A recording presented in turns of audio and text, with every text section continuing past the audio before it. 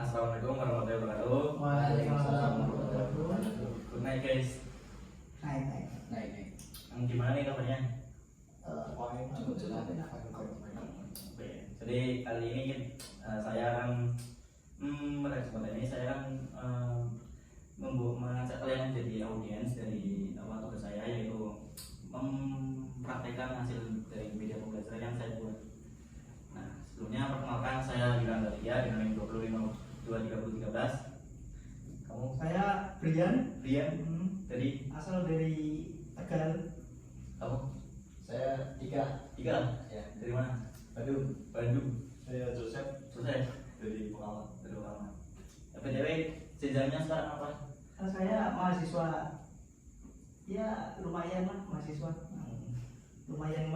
Ya. Semester Kalau kamu di Kebetulan saya masih di sekolah di SMK. sekarang ya? Saya PKL. PKL ya? Oke. Kalau kamu si Joseph? Aku baru masuk SMA. Baru masuk SMA? Baru masuk. Baru masuk. Iya, nggak apa. Jadi oke ya. Jadi sekarang ini saya kan mempraktekkan media pembelajaran, yaitu berupa blog yang dimana ini tuh saya itu mendapatkan blog. Jadi media pembelajarannya sebenarnya ada banyak, ada 5. Itu RKS, ya, terus AR, terusan video audiovisual, terusan kabut, dan yang ini blog. Nah, sebelumnya kalian pada tahu nggak blog apa? Tahu? belum. Masuk apa? Saya kurikulumnya masih lama. Oh, kalau ini Basil, tahu nggak si blog itu apa? Ya, Lumayan lah. Tahu kan, tapi kan kayak web itu kan. Jadi ini itu kan web ya, dimana kita tuh bisa situ bisa nulis, terus kayak nulis-nulisnya itu kita bisa taruh gambar. Nah, pasti tulisan sudah selesai, kita kan pasti kan daftar akun dulu ya. Nah, pas akun itu kita bisa itu namanya, yang kita menamai blog kita. Semisal kalau tadi Tiga, jadi blognya Tigapedia itu bisa. Terus di blog ini ketika udah nulis ya, bisa dipublish. Nah, pas dipublish ini kita tuh bisa tahu blog kita itu dibaca sama berapa orang, banyaknya orang, terus kayak komentar-komentar orang terhadap blog kita di mana. Jadi kurang lebih blog itu seperti itu guys. Paham nggak? Tahu kan? Kalian bisa aja sih cek blognya. Jadi saya sudah mengirim materinya, yaitu kuliah berupa blog itu. Tolong buat bagi saya sebagai tutornya nih. Tolong dong guys, serius sampai santai. Langsung baca dulu aja 2 menit atau 1 menit lebih.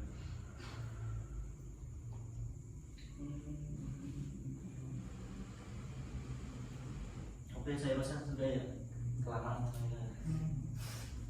Jadi ini kan blognya kan ada yang gambar-gambar bunga, ini sebenarnya template-nya. Jadi kalau nggak ada kayak blog ini kan punya banyak template kayak si edit dan capture itu. Nah, ini kalau yang dari gambar yang bunga-bunga ini itu ada template-nya. Nah, pada blog ini kan saya menulis artikel yaitu history of the English ya. Kalian tahu kan bahasa Inggris? Tahu nggak ya? Jadi kan bahasa Inggris kan penting banget ya. Ya. Apalagi sekarang kan masa masa internasional kan. Jadi saya itu menulis blog di sini, tahapan bahasa Inggris berkembang itu yang dari susahnya itu ada 3 tahap. Itu Old English, terus terus Old English, kamu sudah bahasa seperti Joseph tidak Inggris. wah betul ini. Terus yang terakhir apa? Yuk, Modern Inggris. kelas serius modern English. Kita mulai dari awal ya. Dimulai dari yang pertama, yaitu Old English, yang dimulai dengan dari 450 sampai 1100 ya. Jadi bahasa Inggris itu awalnya di periode ini bahasa Inggris itu sebenarnya itu dari bahasa Jerman, yang dimana itu penduduk suku Jerman itu dulu, yaitu ini Anglo-Saxon, dia itu bermigrasi atau berpindah tempat dari Jerman ke benua Inggris ke Inggris ini ya. Terus bahasa-bahasa Inggris itu bercampur dengan bahasa-bahasa suku tersebut dan terbentuklah bahasa Inggris zaman dulu. Nah, pada dasarnya ini kan bisa dilihat kata strong itu kata yang sekarang kan, dulunya itu kan strong nih. Lalu ada juga nih fotonya tuh yang menunjukkan bahwa bahasa Inggris zaman dulu kayak rumit banget dan sulit banget, kayak mana kan kayak bukan bahasa ya. Bahasa Inggris. Jadi kalau misalkan kita belajar bahasa Inggris dulu mungkin saya bisa nggak sebut itu bahasa Inggris. Lalu kita pindah ke ini player selanjutnya middle language. Oke, middle language ya. Pada periode itu kan 1100 sampai 1500.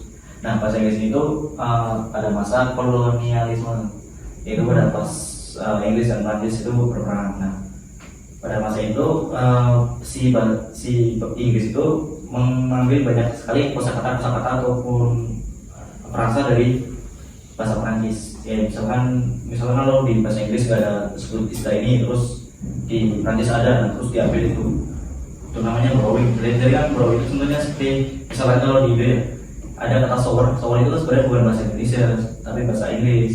Nah, tapi kalau karena di Indonesia nggak ada sebutan mandi yang pakai itu, nah kita shower jadi diterapkan di bahasa Indonesia shower juga itu. Jadi seperti itu borrowing atau pengambilan kata.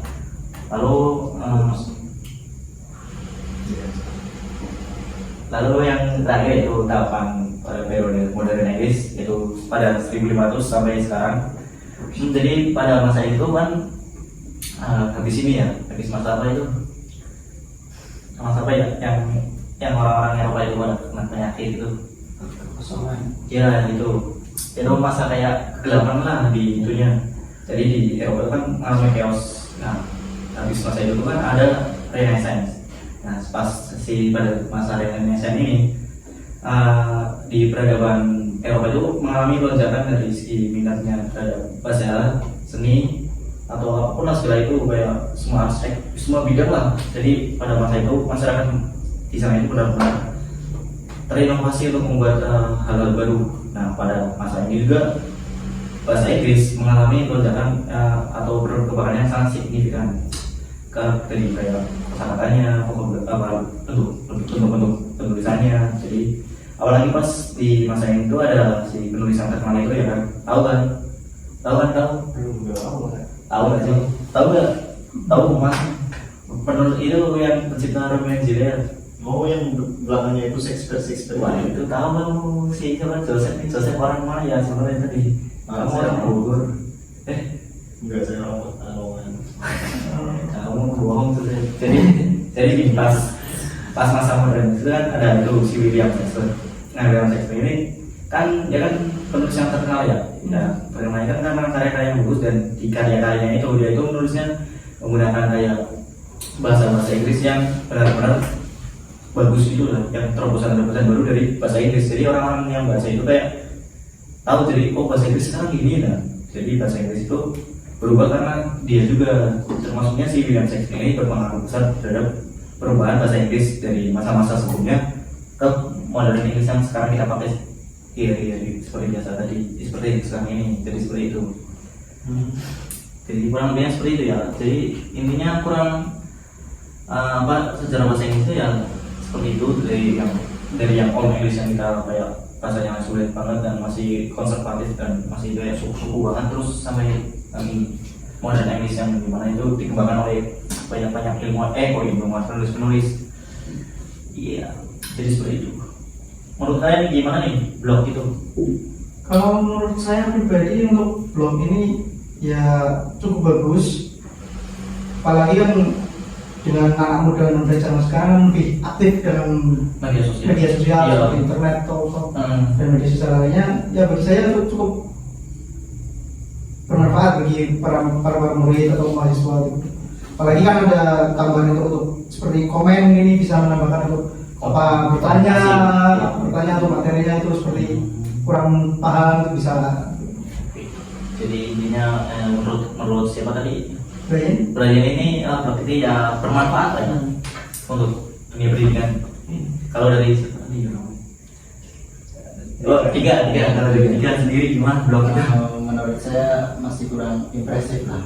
Kenapa tuh kira-kira? Kan masih banyak murid-murid yang masih butuh penjelasan ketika harus melihat Iya sih ya. sebuah kata-kata. Iya benar. Menurut saya masih kurang iya.